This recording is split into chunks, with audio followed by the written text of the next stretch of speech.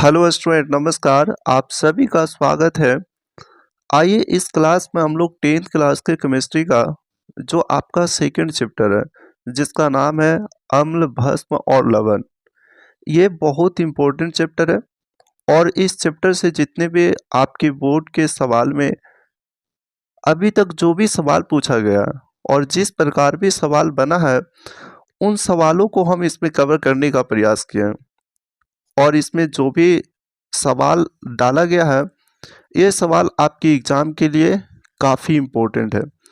तो आइए हम लोग एक एक करके इन सवालों को देखते हैं और इनसे रिलेटेड जो भी डाटा है, इनसे रिलेटेड जो भी सवाल बनता है उन सवालों को हम इसमें कवर करने का प्रयास करेंगे।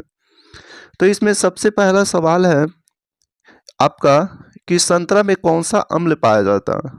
आप लोग संतरा को खाते हैं तो खाने के बाद आप ये देखते होंगे कि उसका जो स्वाद होता है वो खट्टा होता है।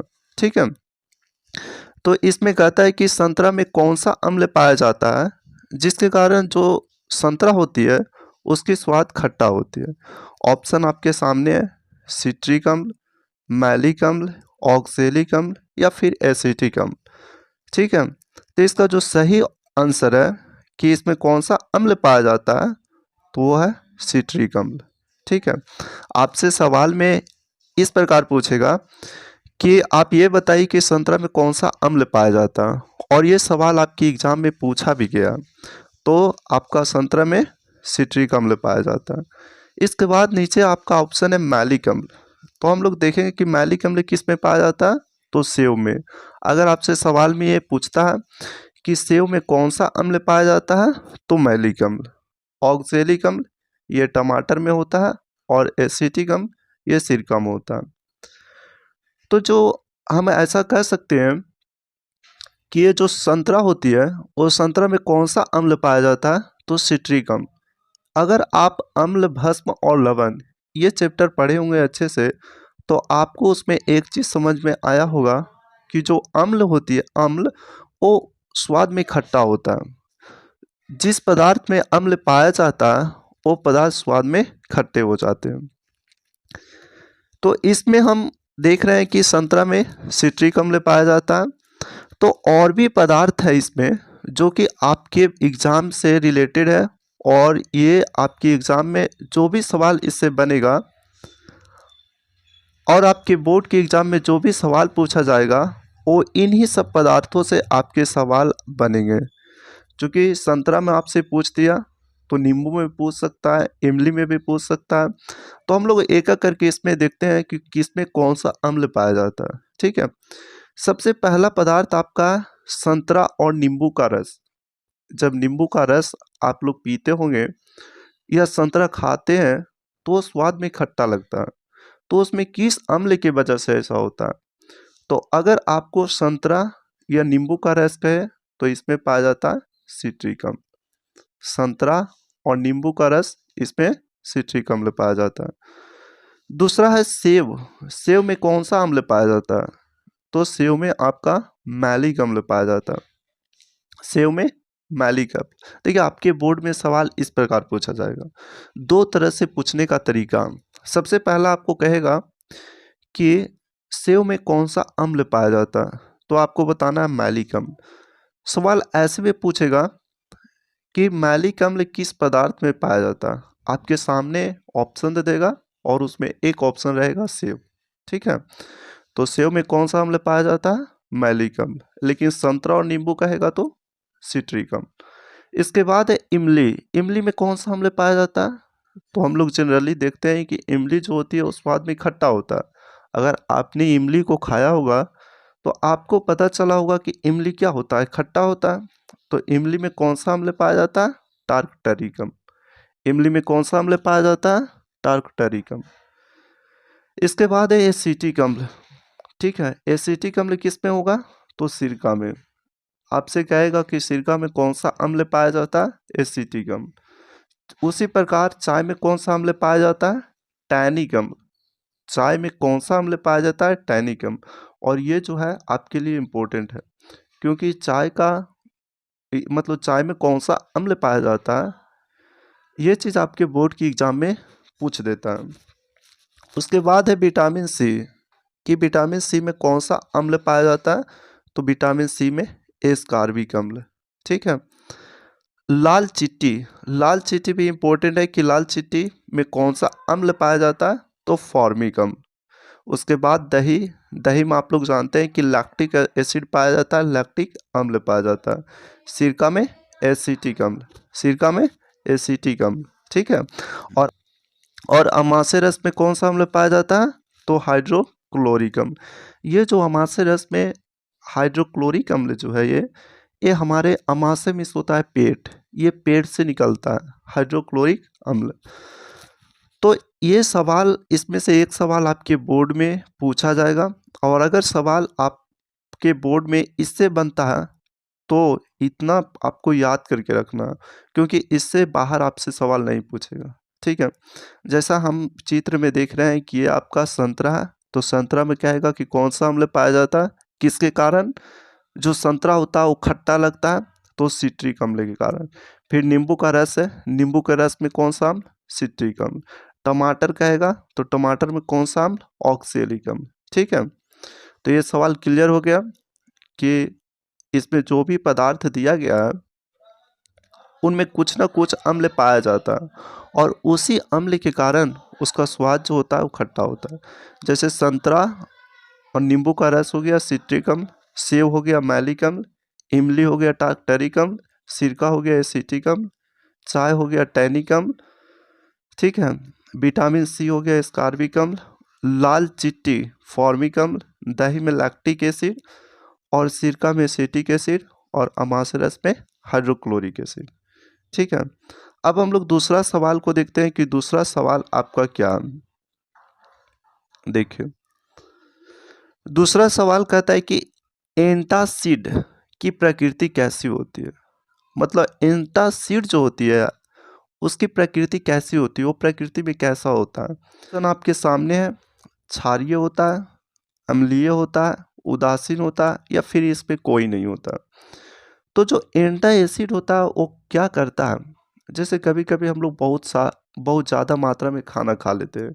कभी कभी क्या होता है कि अगर खाना अच्छा बना हुआ है तो हम लोग मतलब कि ज़्यादा मात्रा में खाना खा लेते हैं, तो इससे क्या होता है कि हम लोग को अनपच हो जाता है, मतलब कि खाना सही से पच नहीं पाता है। ठीक है।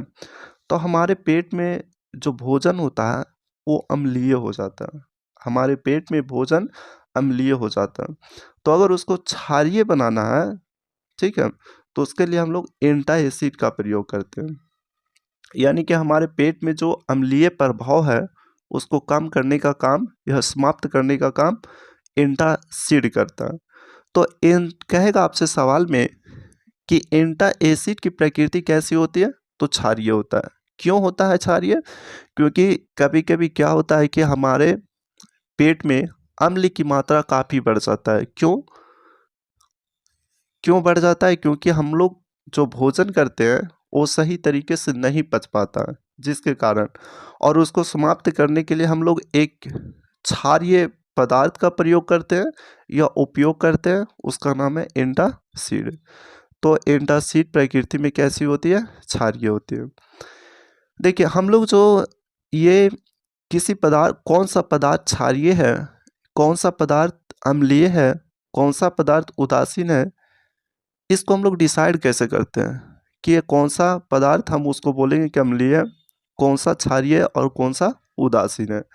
तो अगर आपने अम्ल भस्म और लवण में पढ़ा होगा तो उसमें अम्ल में आप पढ़े होंगे कि अम्ल जो होती है वो स्वाद में खट्टा होता है। ठीक है।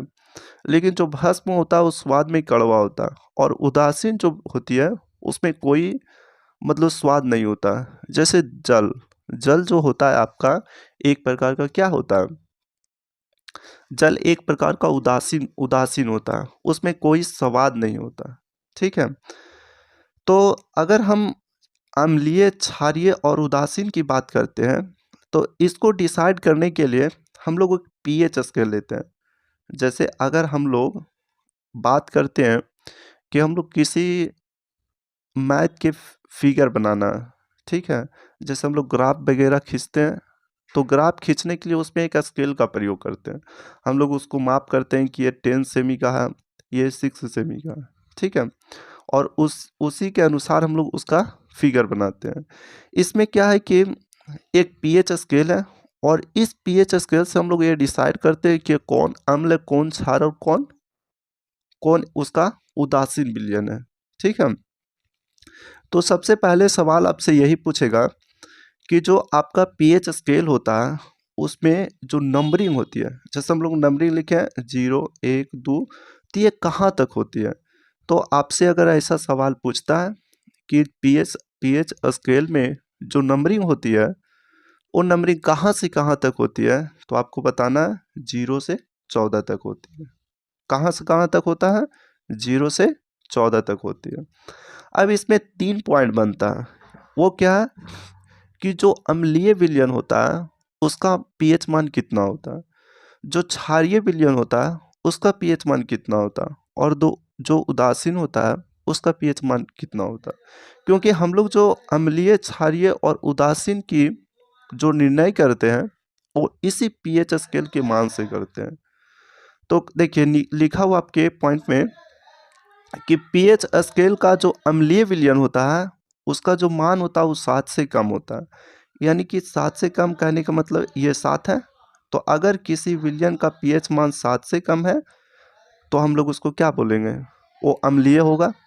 अगर किसी भी विलयन का पीएच मान 7 से कम है, मान के चलो हम लोग नींबू की बात करते हैं, नींबू का रस, तो हम लोग पहले पीछे पढ़े कि जो नींबू का रस होता है उसका जो स्वाद होता है वो क्या होता है, खट्टा होता है। जो नींबू का रस होता है उसका स्वाद खट्टा होता है। और नींबू का रस में कौन सा अम्ल पाया जाता है, तो सिट्रिक अम्ल पाया जाता है। यही ना हम लोग पीछे पढ़े। तो हम लोग ऐसा क्यों कह सकते हैं कि नींबू का रस जो होता है वो अम्लीय होता है और खट्टा क्यों होता है, तो खट्टा होने का वजह है सिट्रिक अम्ल, ठीक है। लेकिन अगर हम उसको अम्ल और भस्म में ये डिसाइड कर रहे हैं, इसका मतलब उसका पीएच स्केल देखेंगे। तो पीएच स्केल में जो नींबू का रस का पीएच मान होता है वो 2.2 से 2.4 होता है। 2.2 से 2.4 होता है। अच्छा, हम आपसे इसमें कहें कि 2.2 से 2.4 किस में मतलब कि लाइज करेगा, कहाँ पर रहेगा, तो देखिए तो ये 2 से 3 के बीच में रहेगा। और यदि 7 से कम है, अम्लीय विलयन का मान 7 से कम है, ठीक है, तो अगर 7 से कम कहीं भी है इसका मतलब वो अम्लीय होगा। तो 2 और 3 के बीच में ये रहता है इसका पीएच मान, इसका मतलब नींबू का रस अम्लीय है, ठीक है, नींबू का रस अम्लीय है। तो आपको सिर्फ याद करके रखना है कि कोई भी विलयन जिसका पीएच मान 7 से कम है, अगर विलयन का पीएच मान 7 से कम है वो विलयन अम्लीय होगा। किसी भी विलयन का पीएच मान 7 से ज़्यादा है वो क्षारीय होगा। जैसे हम कहें आपसे सवाल ऐसा बनता है। अच्छा, और किसी विलयन का पीएच मान अगर 7 के बराबर है तो उदासीन होगा। समझिए, किसी विलयन का पीएच मान अगर 7 से कम है तो आपका अम्लीय होगा। 7 से अधिक है वो 7 से अधिक है वो क्षारीय होगा। और अगर 7 के बराबर है तो उदासीन होगा। अब सवाल आपसे ये पूछेगा कि किसी विलयन का पीएच मान 12 है, तो आप बताइए कि विलयन किस प्रकार है, अम्लीय है, क्षारीय है या उदासीन है। किसी विलयन का पीएच मान किसी विलयन का पीएच मान अगर 12 है तो विलयन क्या होगा। तो हमको एक चीज़ इसमें ध्यान देना है कि अगर विलयन का मान पूछ रहा है और वो 7 से अधिक है, 12 7 से अधिक है, और अगर 12 7 से अधिक है इसका मतलब हम कह सकते हैं कि वो विलयन क्या होगा, क्षारीय होगा। क्योंकि पीएच स्केल में हम लोग ये देख चुके हैं कि 7 से अधिक मान रखने वाले को हम लोग क्षारीय बोलेंगे। और अगर किसी विलयन का पीएच मान 7 से कम है, जैसे हम कहें कि अगर किसी विलयन का पीएच मान 3 है तो विलयन कैसा होगा, तो विलयन जो होगा अम्लीय होगा, ठीक है। तो समझ में आ गया कि जो एंटा एसिड की प्रकृति होती है वो कैसी होती है, क्षारीय होती है। और क्षारीय विलयन हम लोग कब बोलेंगे, पीएच स्केल में अगर उसका मान 7 से अधिक है इसका मतलब वो क्षारीय विलयन है। पीएच स्केल में अगर उसका मान 7 से कम है वो अम्लीय विलयन है। और अगर किसी विलयन का मान 7 के बराबर है तो क्या होगा, उदासीन होगा। इतना समझ गए। अब देखिए इसमें कुछ जो आपके एग्जाम में फॉर्मूला डायरेक्ट कभी पूछ देता है कि आप बताइए कि मैग्नीशियम हाइड्रोक्साइड का फॉर्मूला क्या होता है। नीचे आपका ऑप्शन दिया हुआ रहता है। तो मैग्नीशियम हाइड्रोक्साइड की जो फॉर्मूला होती है वो MgOH के होल ट्वाइस। और ये सवाल आपके बोर्ड के एग्जाम में कई बार पूछा गया है कि मैग्नीशियम हाइड्रोक्साइड का फॉर्मूला क्या होता है, MgOH के होल ट्वाइस। ठीक है। उसके बाद नीचे है सोडियम बाइकार्बोनेट, जिसको हम लोग बोलते हैं खाने वाला सोडा। ये भी इंपॉर्टेंट सवाल है। ठीक है, कि आप बताइए कि सोडियम बाइकार्बोनेट इसका फॉर्मूला क्या होता है, NaHCO3। इसका क्या होता है, NaHCO3। और इसको हम लोग एक और नाम से जानते हैं, खाने वाला सोडा। बाकी पॉइंट आपका है कि पीएच स्केल पर अम्लीय विलयन का मान जो होता है वो 7 से कम होता है, क्षारीय विलयन का मान 7 से अधिक होता है, और उदासीन विलयन का मान 7 के बराबर होता है। एक और चीज़ जो पीएच स्केल होती है वो 0 से 14 तक उसमें अंक दर्ज होता है। ठीक है, क्लियर। चलिए आगे चलते हैं हम लोग। तीसरा नंबर सवाल कहता है कि वैसा रंजक जिसका अम्ल तथा भस्म द्वारा रंग परिवर्तन होता है उसको क्या कहते हैं। वैसा रंजक जिसका अम्ल तथा भस्म द्वारा रंग परिवर्तन होता है उसको हम लोग क्या कहते हैं, तो उसको हम लोग सूचक कहते हैं। यानी कि सूचक में क्या होता है कि अम्ल और भस्म दोनों अलग अलग रंग देगा। ये कैसे रंग देगा इसको हम लोग समझते हैं। देखिए इसमें और भी लिखा गया है चूना जल। चूना जल इसमें कई बार इसका फॉर्मूला पूछा गया। इसका फॉर्मूला होता है CaOH का होल ट्वाइस। CaOH का whole twice calcium hydroxide. ठीक है, कैल्शियम हाइड्रा ऑक्साइड चूना जल को बोलते हैं। Sodium hydra oxide, sodium hydra oxide भी कई बार फॉर्मूला पूछा है इसका। इसका फॉर्मूला होता है NaOH। Sodium hydra oxide NaOH। Potassium hydra oxide KOH होता है। तो इसका आंसर क्या हो गया कि वैसा रंजक जिसका अम्ल तथा भस्म द्वारा रंग परिवर्तन होता है उसको हम लोग सूचक बोलते हैं। सूचक बोलते हैं। अच्छा, चूना जल का फॉर्मूला क्या होता है, CaOH को होल ट्वाइस। वही कहेगा आपसे कि सोडियम हाइड्रोक्साइड NaOH और पोटेशियम हाइड्रोक्साइड KOH होता है। ये सारे जो आपका फॉर्मूला है ये आपके बोर्ड की एग्जाम में डायरेक्ट पूछ देता है। ठीक है, आगे आ जाइए। पॉइंट में इसमें क्या कह रहा है कि लिटमस एक रासायनिक सूचक है जिसे थाइलोफाइटा वर्ग के लाइकेन पौधे से निकाला जाता है। देखिए थाइलोफाइटा वर्ग कहने का मतलब क्या हुआ कि पादप जगत में एक समूह होता है। ठीक है, जिसको हम लोग बोलते हैं थाइलोफाइटा। पादप जगत में एक समूह होता है जिसको बोलते हैं थाइलोफाइटा, और उसी थाइलोफाइटा समूह में लाइकेन पाया जाता है। ठीक है, और ये जो लाइकेन होता है वो थाइलोफाइटा से निकाला गया गुलाबी रंग का उदासीन अर्क होता है। तो आपसे कहेगा कि लिटमस क्या होता है, तो लिटमस एक रासायनिक सूचक होता है जिसे थाइलोफाइटा वर्ग के लाइकेन पौधे से निकाला गया गुलाबी रंग का उदासीन अर्क होता है। अब हम लोग लिटमस समझते हैं कि लिटमस एक प्रकार का पेपर होता है। ये रंग में इसमें परिवर्तन देखते हैं। अगर अम्ल है तो उसमें कुछ और रंग देगा।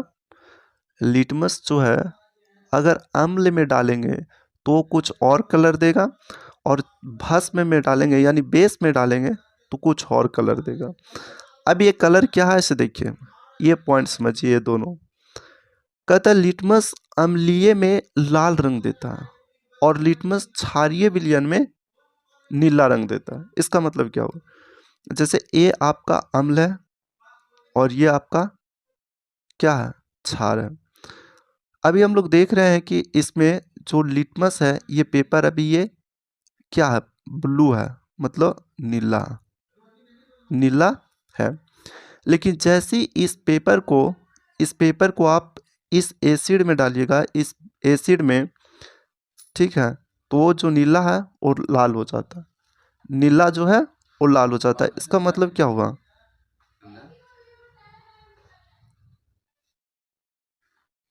तो इसमें क्या होगा, अगर इस पेपर को, और ये जो पेपर अभी नीला है, अगर इस पेपर को हम एसिड में डालते हैं, एसिड में डालें तो इसका जो रंग है उसमें परिवर्तन हो जाता है, और इसका रंग कैसा हो जाता है, तो लाल हो जाता है।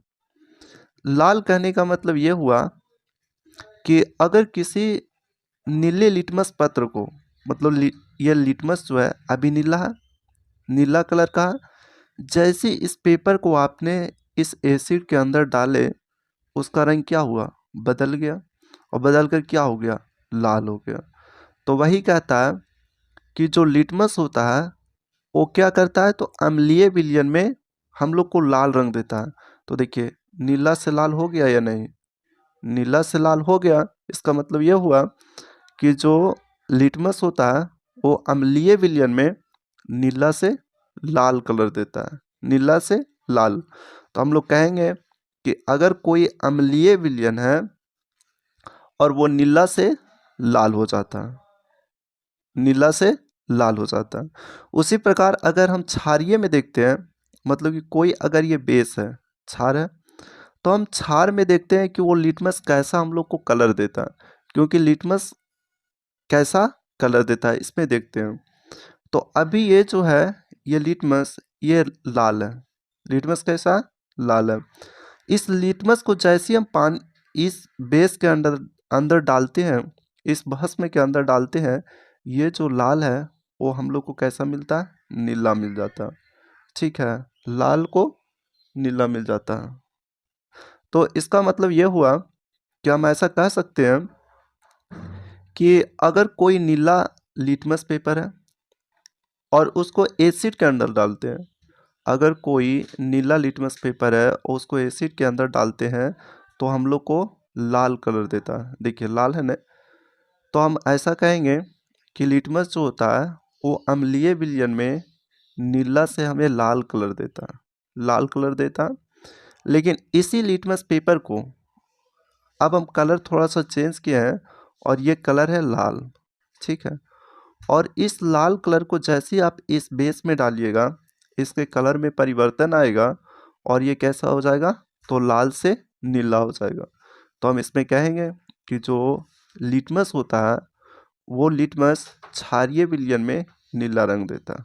ठीक है, तो यहाँ पर 2 पॉइंट है कि लिटमस जो होता है वो अम्लीय विलयन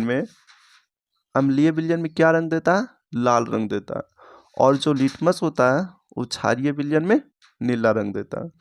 तो ये दोनों समझ में आ गया कि लिटमस अम्लीय विलयन में लाल रंग देता है, इसका मतलब लिटमस क्या करता है, अम्लीय विलयन में नीला से लाल हो जाता है और क्षारीय विलयन में लाल से नीला हो जाता है। ठीक है, कहता है कुछ जो प्राकृतिक सूचक होता है, प्राकृतिक सूचक में जैसे में आपका एक लाल गोभी का पत्ता और हल्दी, लाल गोभी का पत्ता और हल्दी जो होती है ये आपका 2 प्राकृतिक सूचक है। आपसे सवाल में पूछेगा, ऑप्शन दे देगा, आपसे कहेगा कि इसमें कौन प्राकृतिक सूचक है, जो हमें ये जानकारी देता है कि कौन अम्ल है और कौन भस्म है। इसका कहने का मतलब ये हुआ कि आप हल्दी और गोभी का पत्ता का प्रयोग करके भी आप ये पता कर सकते हैं कि ये जो विलयन है वो अम्ल है या भस्म है। ठीक है, और अगर अम्ल और भस्म होगा, अगर अम्ल और भस्म होगा तो जिस प्रकार आप यहाँ पर देख रहे हैं इसके रंग में चेंजिंग आ रहा है, यहाँ भी उसके कलर में चेंजिंग होगा। ठीक है, तो अगर प्राकृतिक सूचक आपको कहे तो लाल गोभी का पत्ता और दूसरा हो गया हल्दी। अब तीसरे सवाल में हम लोग देखते हैं, अब तीसरे सवाल के बाद हम लोग चौथे सवाल में देखते हैं। कहते हैं मोटर गाड़ी के बैटरी जो होती है, जो मोटर गाड़ी की बैटरी होती है उस बैटरी में कौन सा अम्ल का हम लोग प्रयोग करते हैं। तो बैटरी में कौन सा अम्ल का प्रयोग करते हैं, ऑप्शन आपके सामने है, सल्फ्यूरिक अम्ल, नाइट्रिक अम्ल, हाइड्रोक्लोरिक अम्ल या इनमें कोई नहीं। तो मोटर गाड़ियों की बैटरी में हम लोग किस प्रकार के अम्ल का प्रयोग करते हैं, सल्फ्यूरिक अम्ल का प्रयोग करते हैं, सल्फ्यूरिक अम्ल। ये जो नाइट्रिक अम्ल है, इस नाइट्रिक अम्ल का प्रयोग हम लोग किस पे करते हैं, विस्फोटक के रूप में करते हैं। और हाइड्रोक्लोरिक अम्ल, ये हाइड्रोक्लोरिक अम्ल कहाँ होता है, तो हमारी जो पेट होती है, हमारे जो अमाशय होता है, उससे ये अम्ल निकलता है। तो मोटर गाड़ियों के बैटरी में हम लोग सल्फ्यूरिक अम्ल, अगर किसी भी विस्फोटक पदार्थ को बनाना है उसमें नाइट्रिक अम्ल और हाइड्रोक्लोरिक अम्ल कहाँ से निकलता है? हम लोगों के आमाशय से यानी पेट से।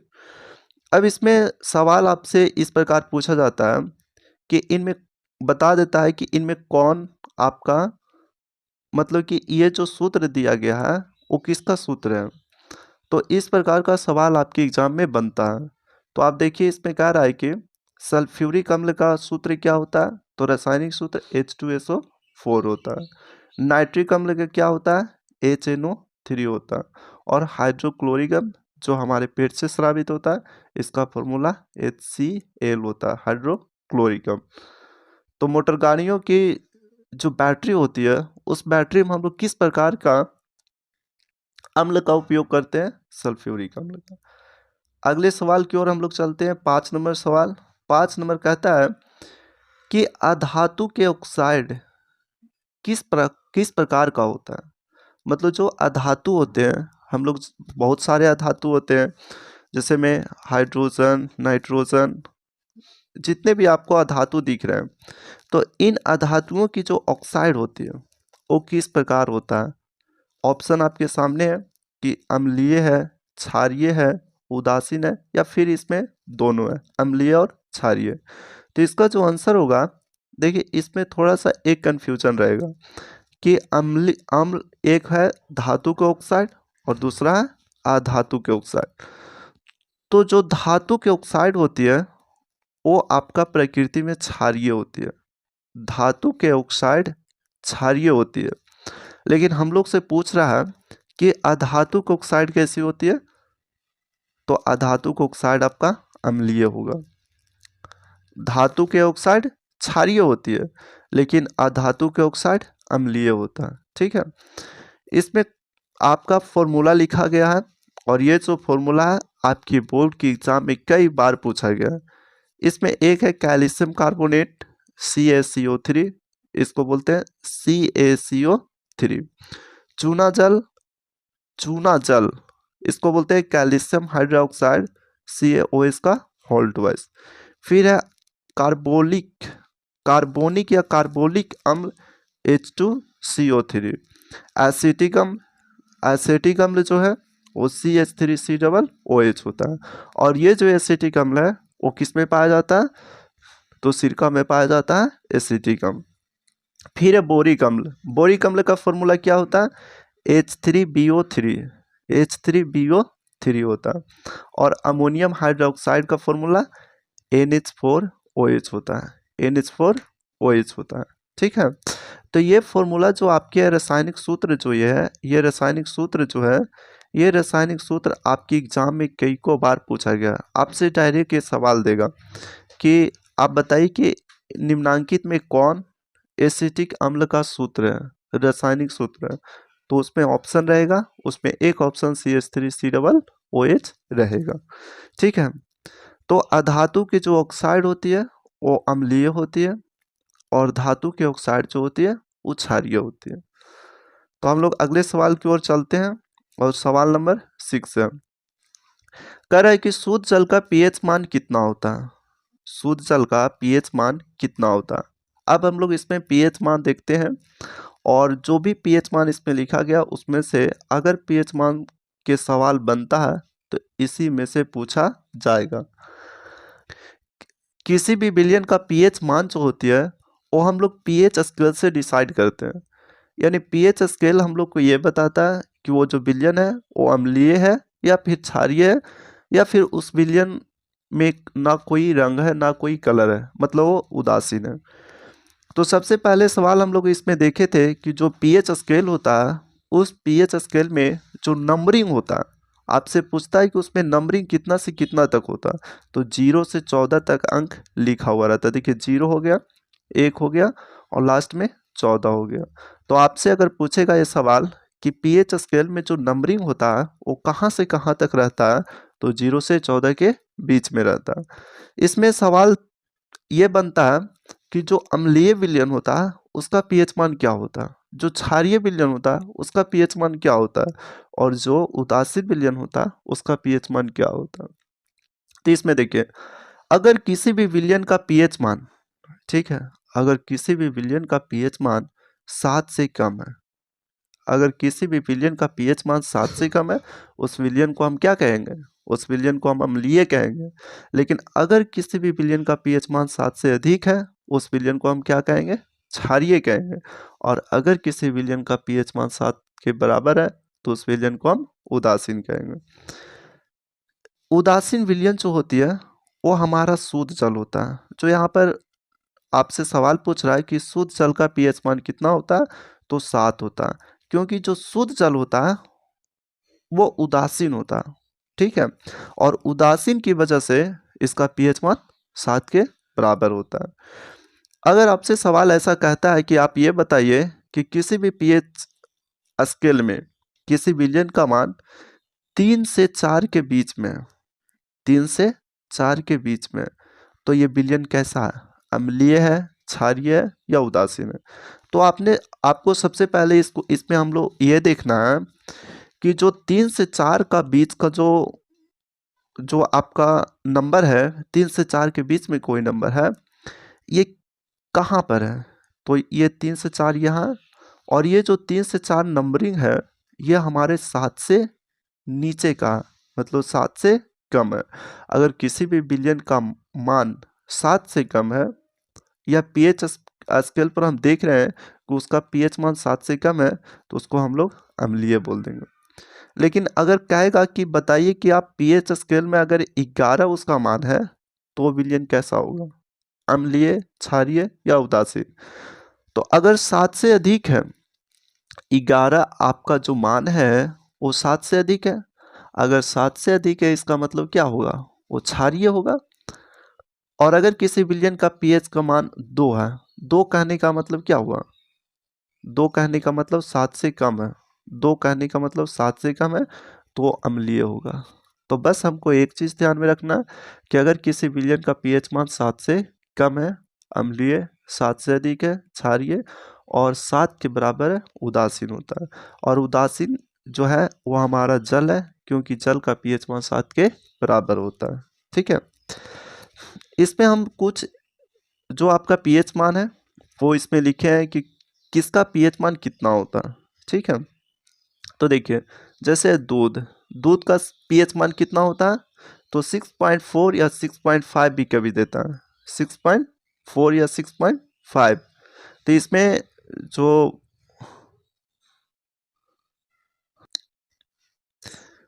देखिए, तो इसमें दूध का जो पीएच मान है वो 6.4 या 6.5, अगर दोनों में से कोई ऑप्शन है तो उसको टिक करना, क्योंकि 6.4 और 6.5 लगभग एक दूसरे के नज़दीक है। ये जो 6.4 आपका डाटा दिया गया, ये भारती भवन के बुक में दिया गया, जो कि स्टूडेंट फ्रेंड्स का उसमें दिया गया, ठीक है। तो दूध का पीएच मान 6.4 से 6.5, ठीक है, 6.4 या 6.5। आमाशय रस, जो हम लोग के पेट में ये जो हाइड्रोक्लोरिक अम्ल स्रावित होता है, ठीक है, उसी को बोलते हैं हम लोग आमाशय रस, या उसको बोलते हैं गैस्ट्रिक जूस, ठीक है। इसका पीएच मान कितना होता है, तो 1। अगर आपसे कहे कि आमाशय रस का पीएच मान कितना होता है, तो 1 के बराबर। आमाशय रस का पीएच मान 1 के बराबर, दूध का पीएच मान 6.4 से 6.5 होता है। अच्छा, इसमें एक है नींबू। तो नींबू का रस क्या होता है, अम्लीय होता है। क्यों, क्योंकि नींबू के रस में सिट्रिक अम्ल पाया जाता है। तो नींबू का रस का पीएच मान 2.5 दिया, तो नींबू का रस का पीएच मान 2.5 के बराबर होता है। उसी प्रकार सिरका का पीएच मान 3 होता है, सिरका का पीएच मान। अच्छा, आपसे सवाल ये पूछेगा कि बताइए कि सिरका में कौन सा अम्ल पाया जाता है, तो सिरका में एसिटिक अम्ल पाया जाता है। उसके बाद है टमाटर का रस। तो टमाटर का रस का जो पीएच मान होता है 4.1 होता है। लेकिन आपसे कहेगा कि टमाटर में कौन सा अम्ल पाया जाएगा, किसके कारण वो खट्टा होता है, तो उस पर कौन सा अम्ल पाया जाएगा, ऑक्जेलिक अम्ल। टमाटर में ऑक्जेलिक अम्ल, उसका पीएच मान 4.1 होता है। सिरका में एसिटिक अम्ल उसका पीएच मान 3 होता है। नींबू का रस में सिट्रिक अम्ल उसका पीएच मान 2.5 होता है। अमाशय रस जो हम लोग को पेट में निकलता है उसका पीएच मान 1 होता है। और दूध जो कि 6.5 होता है। अच्छा, आपसे ये सवाल पूछेगा कि दूध जो होती है वो अगर पीएच स्केल से अगर देखा जाए तो वो अम्लीय होता है या क्षारीय होता है। तो अगर हम पीएच स्केल में देखते हैं तो हम लोग एक चीज इसमें जानते हैं कि अगर पीएच स्केल में अम्ल और क्षार को डिसाइड करना है तो इसके लिए हम लोग को 7 से कम और 7 से अधिक और 7 पर देखना होगा। तो अम्लीय विलयन का पीएच मान 7 से कम होता है, ठीक है। और यहाँ जो दूध का पीएच मान है वो 6.4 से 6.5 है। इसका मतलब 7 से कम है। और 7 से कम होने का मतलब क्या होता है कि ये अम्लीय रूप में होता है, ठीक है। तो दूध का पीएच मान 6.4 से 6.5 होता है। पसीना पसीना जो हम लोग को निकलता है उसका पीएच मान कितना होता है? तो पसीना जो हम लोग को निकलता है उसका पीएच मान 4.5 होता है। पसीना का पीएच मान 4.5 होता है। अम्लीय वर्षा, देखिए ये जो अम्लीय वर्षा है ये इंपॉर्टेंट सवाल है। अम्लीय वर्षा पूछेगा आपसे कि अम्लीय वर्षा का पीएच मान कितना होता है? तो 5.6, 5 का पीएच मान 5.6। इसके बाद है आंसू। आंसू का पीएच मान 7.3 होता है। खून का पीएच मान 7.4 होता है। पीत का पीएच मान जो हम लोग को पीत है, ये जो पीत जिससे पीत रस निकलता है उसका पीएच मान कितना होता है? तो 7.5 से 7.8 के बीच में होता है। कहेगा आपसे सवाल में कि पीत रस का पीएच मान कितना होता है? तो 7.5 से 8.8 के बीच में होता है।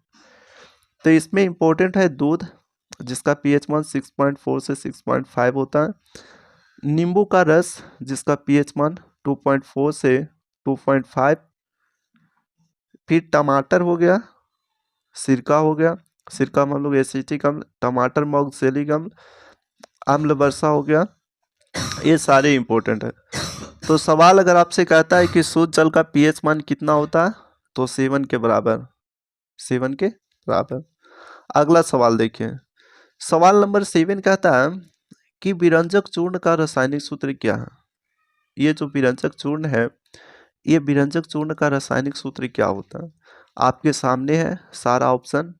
तो CaOCl इंटू Cl, या इसको एक और तरीका से लिख सकते हैं CaOCl2, CaOCl2, CaO इसको होल ट्वाइस। तो हम लोग पीछे पढ़े कि ये जो आपका होता है इसी को तो बोलते हैं चूना जल। चूना जल का फॉर्मूला होता है CaO इसको whole twice, calcium hydroxide. H2SO4 ये अम्ल होता है सल्फ्यूरिक अम्ल जिसको हम लोग बैटरी में उपयोग करते हैं। HNO3 ये नाइट्रिक अम्ल होता है जिसको हम लोग विस्फोटक पदार्थ में उपयोग करते हैं। तो इसमें एक ऑप्शन बचा विरंजक चूर्ण, और ये विरंजक चूर्ण का क्या फॉर्मूला होता है? CaOCl इंटू Cl या CaOCl2, CaOCl2। अब हम लोग देखते हैं कि विरंजक चूर्ण का उपयोग कहाँ करते हैं, कहाँ पर विरंजक चूर्ण का उपयोग होता है। तो पहला हो गया कि कीटनाशक के रूप में, कीटाणुनाशक के रूप में, जो हम लोग जल में जो कीटाणु पाया जाता है अगर जल को साफ करना है तो उसमें हम लोग क्या प्रयोग करते हैं? विरंजक चूर्ण का प्रयोग करते हैं, ठीक है। कागज एवं कपड़ों के विरंजन में, कागज एवं कपड़ों के विरंजन में भी हम लोग विरंजक चूर्ण का प्रयोग करते हैं। और क्लोरीन क्लोरोफॉर्म बनाने में भी हम लोग इसका उपयोग करते हैं। तो कीटाणुनाशक के रूप में, कागज एवं कपड़ों के विरंजन में, क्लोरीन क्लोरोफॉर्म बनाने में हम लोग विरंजक चूर्ण का उपयोग करते हैं। तो विरंजक चूर्ण का फॉर्मूला इंपॉर्टेंट है, उसका फॉर्मूला क्या है? CaOCl इंटू Cl या CaOCl2 होता है। उसी प्रकार प्लास्टर ऑफ पेरिस, ये कई बार सवाल पूछा गया कि प्लास्टर ऑफ पेरिस का क्या फॉर्मूला होता है? तो CaSO4 के होल ट्वाइस, CaSO4 के whole twice into H2O, CaSO4 के होल ट्वाइस इंटू H2O। या दूसरा तरीका से आपको ये भी दे सकता है कि CaSO4 इंटू हाफ H2O। ठीक है, प्लास्टर ऑफ पेरिस का फॉर्मूला CaSO4 के होल ट्वाइस इंटू H2O या CaSO4 के होल ट्वाइस H2O या CaSO4 इंटू हाफ H2O। उसी प्रकार आपसे कहेगा कि कॉपर सल्फेट, जिसको एक और नाम से बोलते हैं, उसको बोलते हैं तुतिया। इसका फॉर्मूला होगा CuSO4 इंटू 5H2O। और ये सवाल आपकी एग्जाम में कई बार पूछा गया कि आप बताइए कि तुतिया का फॉर्मूला क्या होता है, रासायनिक सूत्र क्या होता है। तो CaSO4 इंटू 5H2O होता है। जिप्सम, जिप्सम का फॉर्मूला होता है CaSO4 into 2H2O। CaSO4 into 2H2O। देखिए इसमें प्लास्टर ऑफ पेरिस का फॉर्मूला हो गया CaSO4 के होल ट्वाइस इंटू H2O, लेकिन जिप्सम कहेगा तो CaSO4 इंटू 2H2O। ठीक है, आगे देखिए 8 नंबर सवाल कह रहा कि इनमें कौन लवण है। हम लोग को इसमें देखना है कि इनमें कौन लवण है। ऑप्शन आपके सामने है NaOH, H2SO4, HNO3 और NaCl। तो अगर आपने पीछे मतलब रासायनिक सूत्र को याद किया होगा तो आप इसका आंसर लगा सकते हैं, अन्यथा ये मुश्किल सवाल है। कहता है निम्नलिखित में कौन एक लवण है। तो हम लोग जानते हैं कि NaOH ये क्या है, सोडियम हाइड्रोक्साइड है। सोडियम हाइड्रोक्साइड क्या है, एक प्रकार का भस्म होता है, तो ये तो नहीं होगा, भस्म है। फिर कहता है H2SO4, H2SO4 क्या है, इसको हम लोग बैटरी के रूप में उपयोग करते हैं। तो H2SO4 को बैटरी के रूप में उपयोग करते हैं, या एक प्रकार की ये क्या है, अम्ल है, एसिड है। अच्छा, HNO3, HNO3 भी क्या है, एक प्रकार का अम्ल है, लेकिन NaCl, ये जो NaCl है वो एक प्रकार का क्या है, लवण है, जिसको हम लोग बोलते हैं सोडियम क्लोराइड। सोडियम क्लोराइड साधारण नमक। आपसे कहेगा कि साधारण नमक का रासायनिक सूत्र क्या होता है, NaCl। सोडियम क्लोराइड का रासायनिक सूत्र NaCl, जो हम लोग नमक खाते हैं उसका NaCl। ठीक है, तो इनमें कौन लवण है, NaCl। NaOH भस्म हो गया, H2SO4 अम्ल हो गया, HNO3 अम्ल हो गया। ठीक है, आगे सवाल देखिए। सवाल नंबर 9 कहता है कि निम्नलिखित में पीएच स्केल का कौन सा मान क्षारीय विलयन का मान देता है। हम लोग इससे पीछे पीएच स्केल में डिस्कशन किए थे कि अगर पीएच का मान 7 से कम है अम्लीय, 7 से अधिक है क्षारीय, 7 के बराबर उदासीन है। तो पहला ऑप्शन इस पे देखिए, हम लोग को सवाल पूछ रहा है कि इसमें कौन क्षारीय है। तो क्षारीय विलयन का मान मतलब कि 7 से अधिक, 7 से अधिक। ठीक है, तो 7, अगर किसी विलयन का पीएच मान 7 के बराबर है तो इसको क्या बोलते हैं, ये विलयन उदासीन है। तो ये तो आंसर नहीं होगा, हम लोग को क्षारीय पूछ रहा है। अच्छा, अगर विलयन का पीएच मान 4 है, 4 कहने का मतलब ये 7 से कम है, और अगर 7 से कम है तो हम लोग इसको उदासीन 7 से कम है तो इसको हम लोग अम्लीय बोलेंगे, तो ये भी नहीं है। अच्छा, 5 है, ये भी 7 से कम है, 7 से कम है इसका मतलब ये भी अम्लीय है। तो सिर्फ एक ही ऑप्शन हो सकता है जो कि 9 है। 9 कहने का मतलब ये हुआ कि हम लोग क्षारीय विलयन में देखे हैं कि क्षारीय विलयन जो होती है उसका पीएच मान 7 से अधिक होता है, और 9 जो है वो 7 से अधिक है। जब 7 से अधिक है इसका मतलब ये हुआ कि एक प्रकार की ये क्या है, क्षार है। तो क्षारीय विलयन का पीएच मान यहाँ पर 9 है, 9 कहने का मतलब ये 7 से अधिक है। ठीक है, आज का सबसे लास्ट सवाल है कि शुद्ध जल का पीएच मान कितना होता है। तो हम लोग देखें कि जो शुद्ध जल का पीएच मान होता है वो 7 के बराबर होता है, 7 के बराबर होता है। ठीक है, और शुद्ध जल 7 के बराबर होता है, तो अगर किसी भी विलयन का पीएच मान 7 होता है इसका मतलब क्या होता है, वो विलयन उदासीन होता है। एक और विलयन है जिस अगर आपसे सवाल ये ऐसा कहे कि आप ये बताइए कि किसी भी विलयन का पीएच मान 10 है तो वो विलयन कैसा होगा।